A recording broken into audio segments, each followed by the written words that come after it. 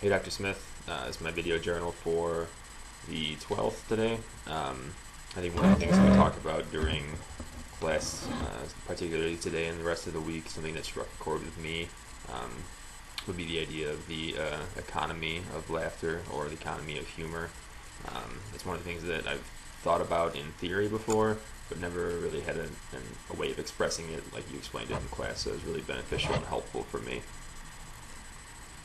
I think with with my sort of what we talked about today, so with my background and my context and sort of where I'm coming from, um, pretty much everything, every joke that we've said in class doesn't exactly make me laugh.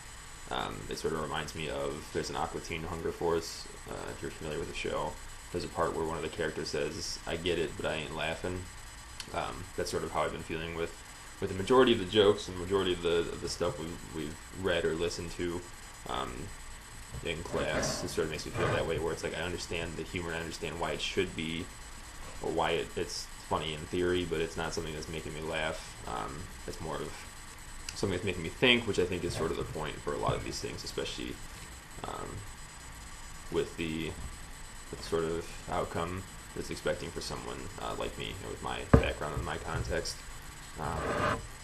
Another thing we discussed further with the sort of the economy of humor, economy of laughter, would be the fact that a joke or a bit or something inherently is aimed at someone or is always at someone's expense. And I think I'm not so sure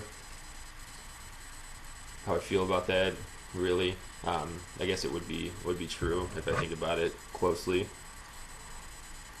I guess I was trying to think of jokes or something, or stand-up that I know that's not necessarily taken at someone's expense, and yet I can. So I guess until I find that, it seems to be true.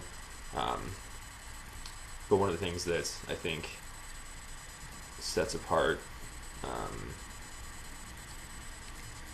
black comedy in particular to other to, let's say, mainstream or white comedy, would be, well, I'm trying to articulate the presence of like privileged classes versus like target groups, or agency versus target groups. So Louis C.K. has a stand-up bit where he talks about how it's impossible to offend a white person. Like there's nothing that anybody could say or do that would offend a white male, white straight male, or white Christian straight male. Like, what can you call him that would offend him? I think it's funny for a number of reasons, but mostly because of the idea of that being that ultra privileged group where in all four of those, so race, religion, gender, sexuality, that's a target. A privileged person who, and I think within recognizing that privilege, sort of takes away that offense piece.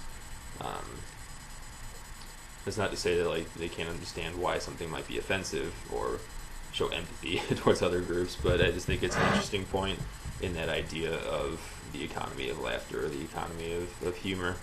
And I think he brings up an interesting point that we don't think about. So I guess on the opposite end of that spectrum, then someone who's a targeted or a non-privileged group or identity. So I just don't know how they sort of how that would feel. I guess is what I'm trying to say. So I think it's an interesting point. It's something that I definitely like to explore further within the class. Thanks.